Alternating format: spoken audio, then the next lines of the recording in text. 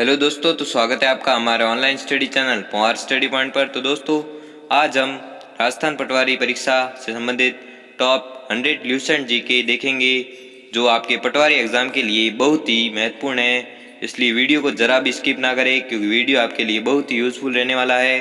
तो चलो वीडियो को शुरू करते हैं। तो आपका पहला सवाल है, सुंदर माता का मंदिर कहाँ स्थित है? तो आपको याद रखना है जालोर जिले के भीनमाल सुधा में। तो ये कितने वर्ष पुराना है ये भी याद रखना है। पूछा सकता है 900 वर्ष पुराना, क्योंकि ये वेरी मोस्ट इंपॉर्टेंट क्वेश्चन है। ये पटवारी एग्जाम में एक बार पूछा गया था कि सुंदर माता का मंदिर कहाँ स्थित है। तो आपको याद रखना है जालोर जिले के भीनमाल सुधा में। तो ये भी याद रख लीजिए कि कितने वर्ष पुराना है, 900 वर्ष पुराना है। अगला देखते हैं कि राजस्थान में मानसून वर्षा किस दिशा में बढ़ती है? तो आपको याद रखना है उत्तर पश्चिम से दक्षिण पूर्व। अगला देखते हैं कि किसे भक्ति आंदोलन प्रारंभ करने का श्रेय दिया जाता है? तो आपको याद रखना है गणा जी को। ठीक है, गणा जी को भक्ति आंदोलन करने का श्रेय दिया जाता है। अगला देखते हैं प्रथम सफेद सीमेंट उद्योग कहाँ स्थापित किया गया था? ये भी वेरी मोस्ट इंपोर्टेंट क्वेश्चन है कि प्रथम सफेद सीमेंट उद्योग कहाँ स्थापित किया गया था? तो आपको याद रखना है 1983 में नागौर के गोटन में। ठीक है।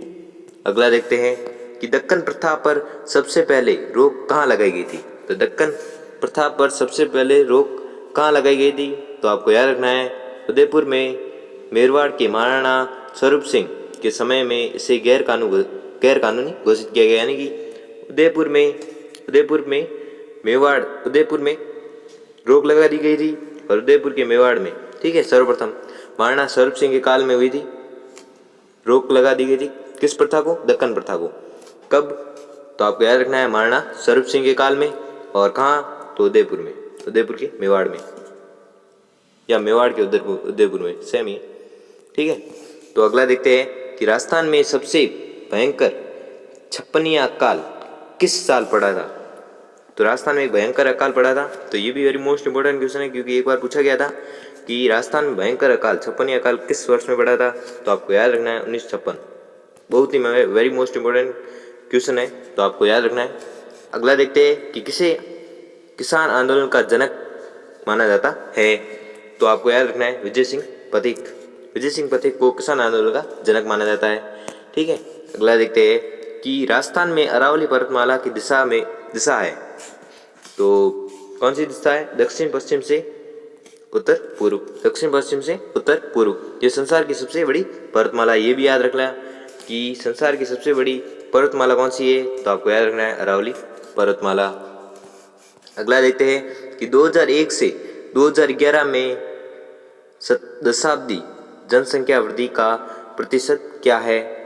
तो आपको याद रखना है 21.3 एवं साक्षरता दर 66.1% राजस्थान में। ठीक है, ये सभी राजस्थान में है।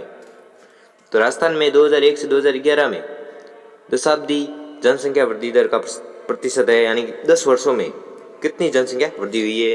तो आपको याद रखना है 21.3% एवं जनसंख्या है, और साक्षरता कितनी हुई है? 66.1% वृद्धि दर हुई है।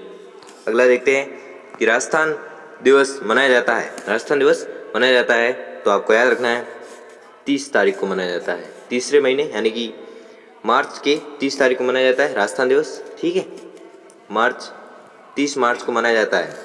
क्या मनाया जाता है? राजस्थान दिवस।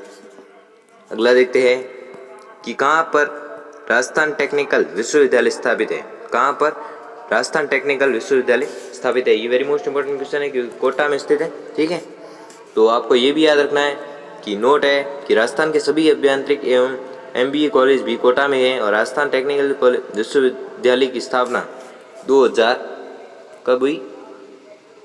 ये थोड़ा मिसप्रिंट है। ठीक है, आप देख लेना कि राजस्थान सभी जो विश्वविद्यालय है वो कोटा में स्थित है, अभियांत्रिक एवं MBA कॉलेज भी कोटा में स्थित है। ठीक है, तो सभी विश्वविद्यालय कहाँ पर स्थित है? कोटा में। तो आपको याद रखना है कोटा।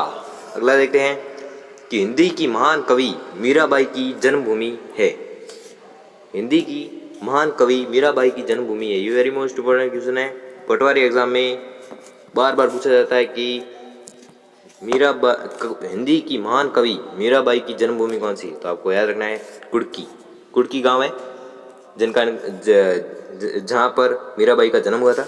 ठीक है, अगला देखते हैं कि नौकरशाही व्यवस्था के पदों सोपान में सर्वोच्च अधिकारी कौन होता है? तो आपको याद रखना है मुख्य सचिव। अगला देखते हैं शासन सचिवालय राजस्थान में कहाँ पर स्थित है? शासन सचिवालय राजस्थान में कहाँ पर स्थित है? तो आपको याद रखना है जयपुर में। अगला देखते हैं कि किसे राजस्थान का प्रवेश द्वार कहा जाता है?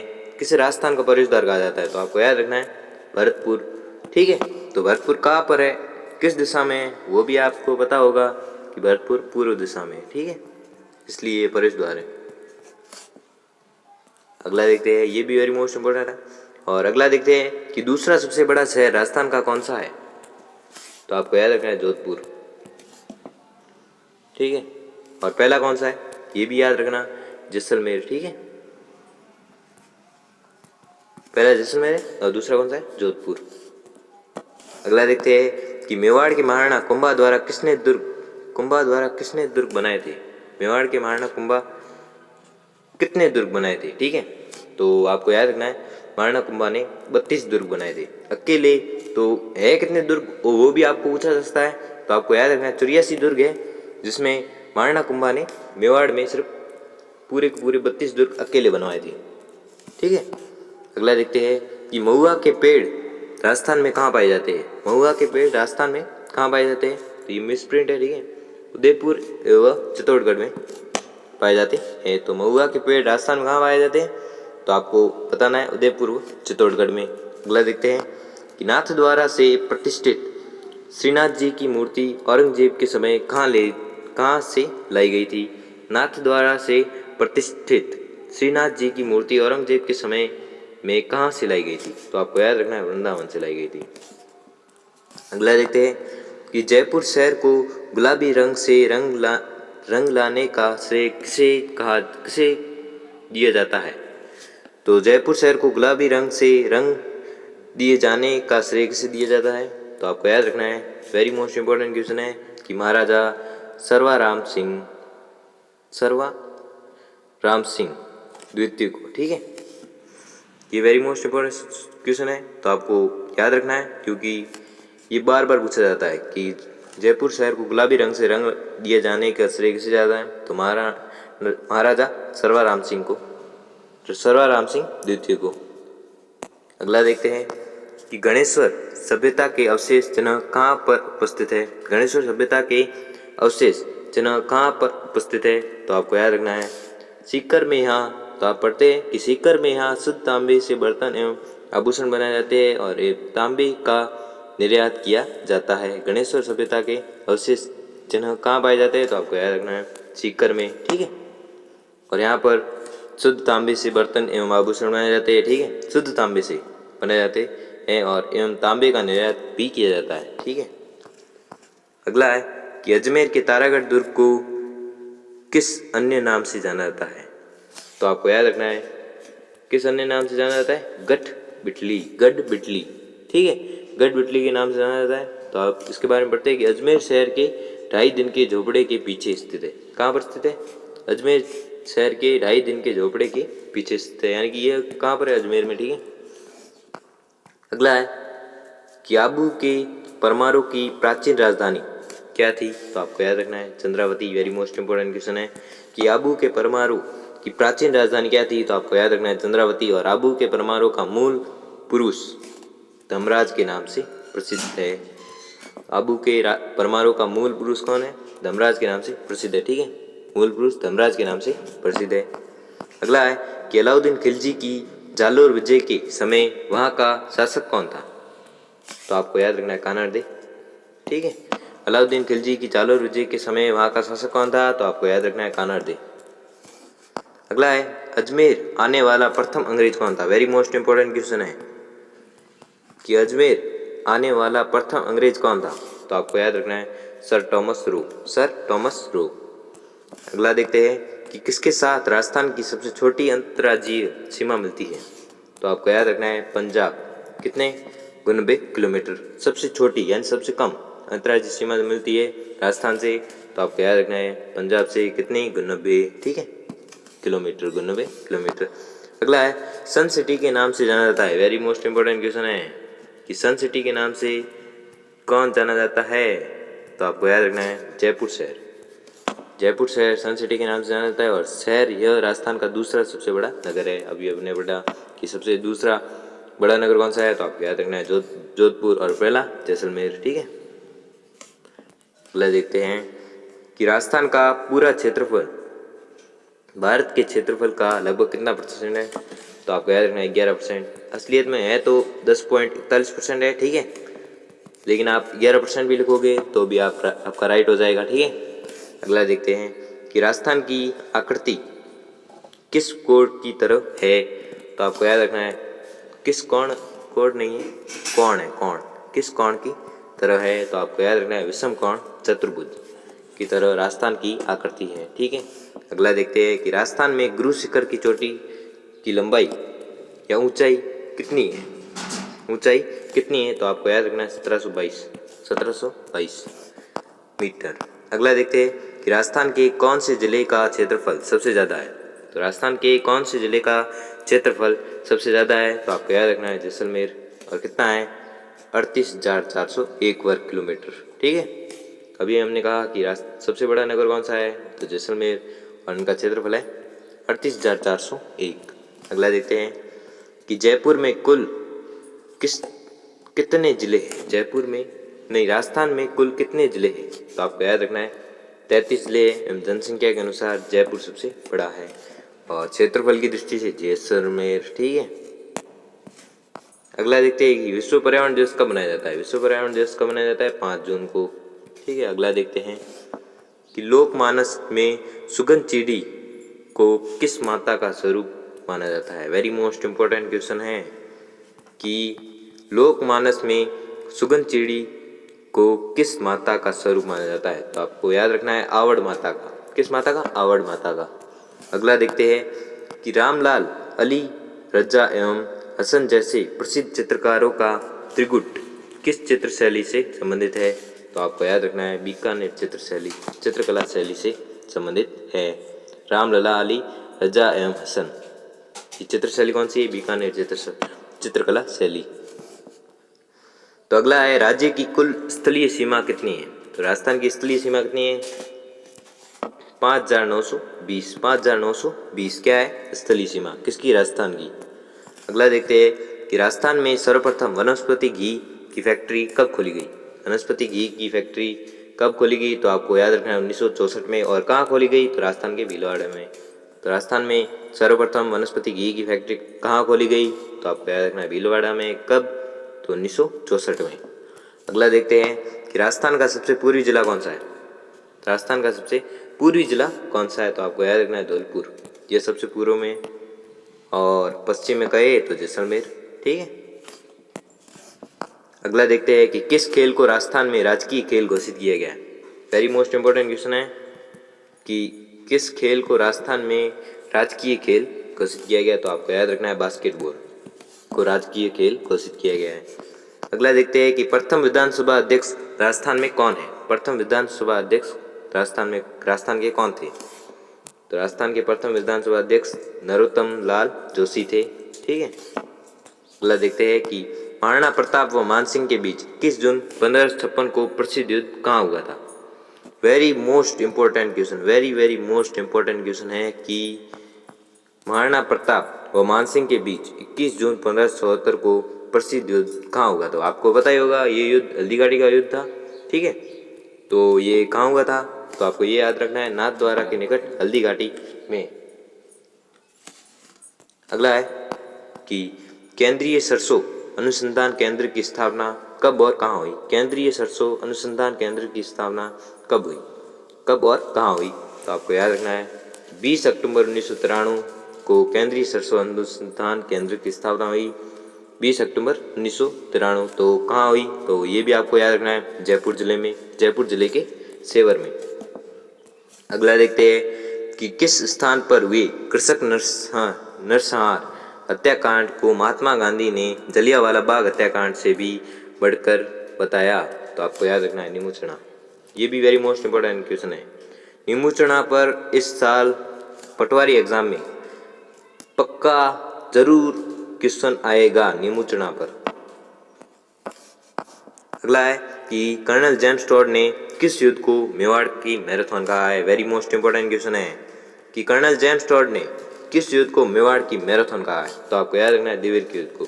आपको ये भी पूछा जा सकता है कि देवेर के युद्ध को कर्नल जेम्स टॉड ने क्या कहा, ये आपको पूछा जा सकता है कि देवेर के युद्ध को कर्नल जेम्स टॉड ने कहा क्या कहा। तो आपको याद रखना है मेवाड़ की मैराथन।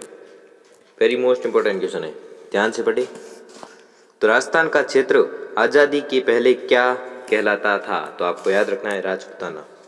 आज़ादी से पहले क्या कहलाता है, राजपूताना। अगला है कि 2011 की जनगणना के अनुसार किस जिले की साक्षरता दर सबसे कम थी। तो जालोर की सबसे कम थी, ठीक है। 2011 की जनगणना के अनुसार किस जिले की साक्षरता सबसे कम थी। तो आपको याद रखना है जालोर की। अगला है कि हिमालय पर्वत की नदियों की विशेषता क्या है। तो वो हिमालय से निकलने वाली नदी बर्फ एवं ग्लेशियर के पिघलने से बनती है, इसलिए पूरे वर्ष में बहती है, ठीक है। अगला है कि सामान्यतः राजस्थान को कितने जलवायु क्षेत्रों में विभाजित किया गया है। तो आपको याद रखना है 5 भागों में, ठीक है। तो सामान्यतः आर्द्र, उपाद्र, शुष्क प्रदेश और अर्धशुष्क प्रदेश, ये 5 भागों में सामान्यतः विभाजित किया जाता है, ठीक है। अगला है कि सबसे अधिक नदियाँ किस संभाग में पाई जाती है। तो पहले तो आपको ये याद रखना है कि अपने राजस्थान के संभाग कितने हैं। तो राजस्थान के 7 संभाग, ठीक है। तो सबसे अधिक नदियाँ किस संभाग में पाई जाती है। तो आपको याद रखना है कोटा संभाग में। अगला है कि लौह पुरुष के नाम से राजस्थान में कौन प्रसिद्ध है। लौह पुरुष के नाम से राजस्थान में कौन प्रसिद्ध है। तो आपको याद रखना है दामोदर लाल व्यास। तो इनका जन्म कब हुआ ये भी पूछा जा सकता है। तो आपको याद रखना है 8 फरवरी 1884 को। और भारत में लौह पुरुष के नाम से किसे जाना जाता है। तो आपको याद रखना है सरदार वल्लभ भाई पटेल को है, ठीक है। सरदार वल्लभ भाई पटेल को लौह पुरुष के नाम से जाना जाता है। और राजस्थान में किसे जाना जाता है, दामोदर लाल व्यास को। और इनका जन्म हुआ था 8 फरवरी 1884 को। अगला देखते हैं कि लूणी नदी का उद्गम स्थल कहाँ है। लूणी नदी का उद्गम स्थल कहाँ है, तो कहाँ पर है। तो आपको याद रखना है अरावली श्रेणी में अजमेर के नाम, लूणी नदी अजमेर में है, ठीक है। उद्गम स्थल अजमेर है, अजमेर के नाम पहाड़ से होता है और अंत में इसका कच्छ के रण में, ठीक है। कच्छ के रण में लूणी नदी विलुप्त हो जाती है और निकलती कहाँ है, अजमेर के नाम पहाड़ से। अगला है कि रेगिस्तान वन रोपण और भू संरक्षण केंद्र कहाँ स्थित है। रेगिस्तान वन रोपण और भू संरक्षण केंद्र कहाँ स्थित है। तो आपको याद रखना है जोधपुर में। अगला है कि राजस्थान में बरेठा बांध कहाँ स्थित है। राजस्थान में बरेठा बांध कहाँ स्थित है। तो आपको याद रखना है भरतपुर में। भरतपुर में क्या है, बरेठा बांध स्थित है। अगला है कि राजस्थान में खारे पानी की झीलें किस सागर का अवशेष मानी जाती है। वेरी मोस्ट इंपोर्टेंट क्वेश्चन है। राजस्थान में खारे पानी की झीलें किस सागर का अवशेष मानी जाती है। तो आपको याद रखना है टेथिस सागर, यह नमक का प्रमुख स्रोत है, ठीक है। टेथिस सागर, इस पर भी इस साल क्वेश्चन बनेंगे पटवारी एग्जाम में। तो वेरी मोस्ट है टेथिस सागर, तो पूरा पढ़ लेना, ठीक है। अगला देखते हैं कि राजस्थान में किस जिले में सबसे ज़्यादा वन पाए जाते हैं। वेरी मोस्ट इंपोर्टेंट क्वेश्चन है। तो राजस्थान में सर्वाधिक वन उदयपुर में पाए जाते हैं। अगला है कि राजस्थान में काला पत्थर बहुतायत में कहाँ पाया जाता है। काला पत्थर कहाँ पाया जाता है, सिरोही में, ठीक है। बहुतायत है ज़्यादा मात्रा में।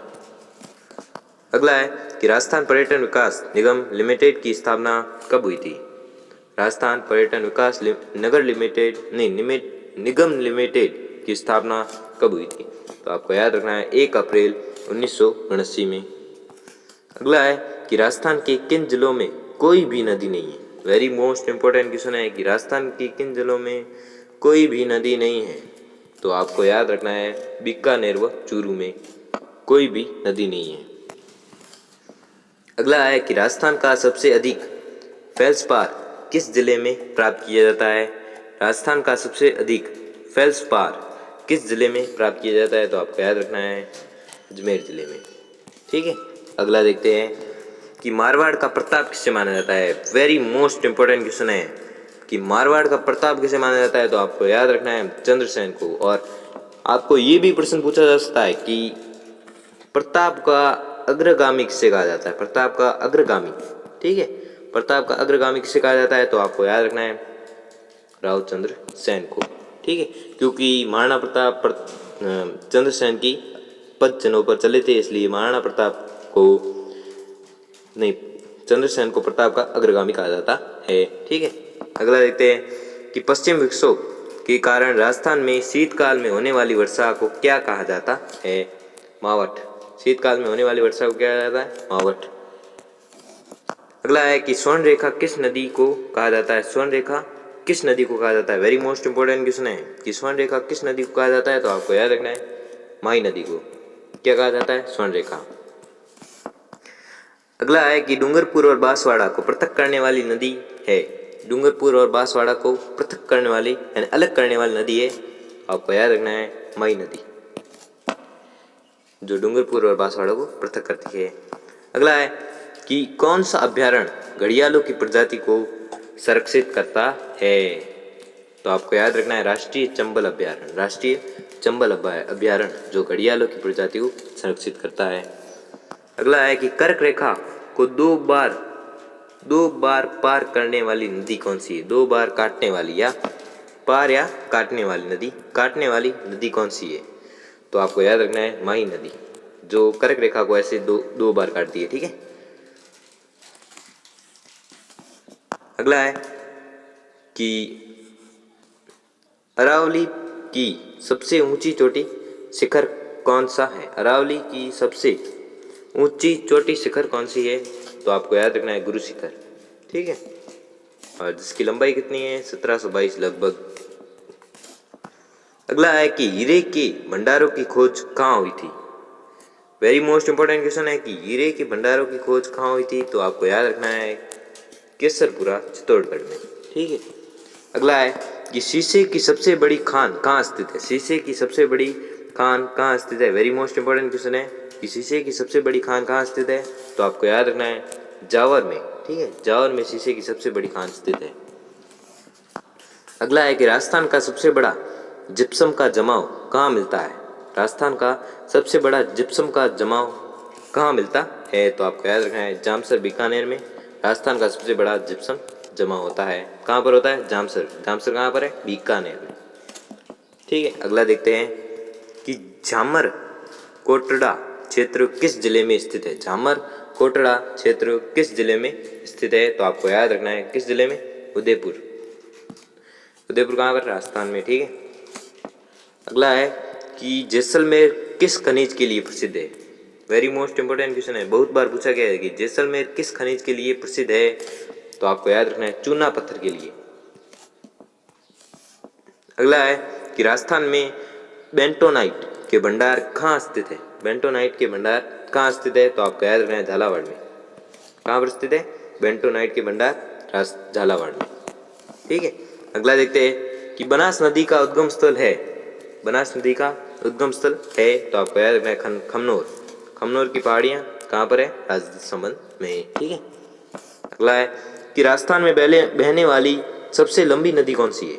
राजस्थान में बहने वाली सबसे लंबी नदी कौन सी है। वेरी मोस्ट इंपोर्टेंट क्वेश्चन है कि राजस्थान की सबसे बड़ी नदी कौन सी है। ये भी पूछा जा सकता है कि राजस्थान में बहने वाली सबसे बड़ी नदी कौन सी है। तो आपको याद रखना है बनास नदी, ठीक है, सबसे बड़ी नदी है राजस्थान की। अगला सवाल है कि बारहमासी नदियाँ कौन सी है। बारहमासी नदी को पहला अर्थ समझ लो कि बारहमासी नदियाँ होती क्या है, यानी कि साल के 12 वर्षों तक, साल के 12 महीनों तक ये चलती रहती है, यानी कि कभी ख़त्म नहीं होती है। तो आपको याद रखना है कौन सी नदी है जो 12 महीनों तक चलती है। तो आपको याद रखना है चंबल और माही, चंबल और माही। अगला है कि कहाँ पीला इमारती पत्थर मिलता है। कहाँ पीला इमारती पत्थर मिलता है। तो आपको याद ही होगा कि जैसलमेर राजस्थान में। अगला है कि लंगूरिया गीत किस मंदिर में गाए जाते हैं। वेरी मोस्ट इंपोर्टेंट क्वेश्चन है, 2 बार पूछा गया है, शायद इस बार भी पूछा जा सकता है कि लांगुरिया गीत किस मंदिर में गाए जाते हैं। तो आपको याद रखना है केला देवी मंदिर करौली में, ठीक है। केला देवी मंदिर है जहाँ पर लांगुरिया गीत गाया जाता है और है कहाँ पर? यह करौली में। अगला देखते हैं कि किस राजा के वंशज गुर्जर प्रतिहार कहे जाने लगे? तो आपको याद रखना है नागभट्ट द्वितीय। ठीक है, नागभट्ट द्वितीय राजा के वंशज गुर्जर प्रतिहार कहे जाने लगे। अगला देखते हैं कि अकबर ने किस राजपूत मनसबदार को फर्जंद की उपाधि दी थी? वेरी मोस्ट इंपॉर्टेंट क्वेश्चन है, वेरी मोस्ट इंपॉर्टेंट क्वेश्चन है कि अकबर ने किस राजदूत को मनसबदार को किस राजपूत मनसबदार को फर्जंद की उपाधि दी थी? तो आपको याद रखना है मान सिंह। अगला है कि राजस्थान की सबसे पुरानी डेयरी पद्मा कहाँ स्थित है? वेरी मोस्ट इंपॉर्टेंट क्वेश्चन है कि राजस्थान की सबसे पुरानी डेयरी पद्मा कहाँ स्थित है? तो आपको याद रखना है अजमेर। अगला है कि सबसे कम वर्षा वाला जिला कौन सा है? सबसे कम वर्षा वाला जिला कौन सा है? तो आपको याद रखना है जैसलमेर। यहाँ पर सबसे कम वर्षा होती है 25 सेंटीमीटर। ठीक है, सबसे कम। अगला है और आपसे सबसे अधिक भी पूछा जाए तो आपको याद रखना है कहाँ पर? झालावाड़ में। ये सबसे अधिक वर्षा वाला जिला कौन सा है तो आपको पूछा जाए तो आपको बताना है झालावाड़, और स्थान कौन सा है तो आपको बताना है आबू। ठीक है, दोनों चीज़ें अलग है। अगला है कि राजस्थान की कुल स्थलीय सीमा की लंबाई कितनी है? यह अभी पढ़ा था आपने, कितनी है? 5920। और यह हर प्रश्न वेरी मोस्ट इंपॉर्टेंट क्वेश्चन है, तो आप हर प्रश्न को बारीकी से समझे और गहराई से पढ़े, क्योंकि हर प्रश्न पटवारी एग्जाम के आने लायक है। तो अगर वीडियो अच्छा लगा तो वीडियो को लाइक और चैनल को सब्सक्राइब करें। धन्यवाद। ठीक है।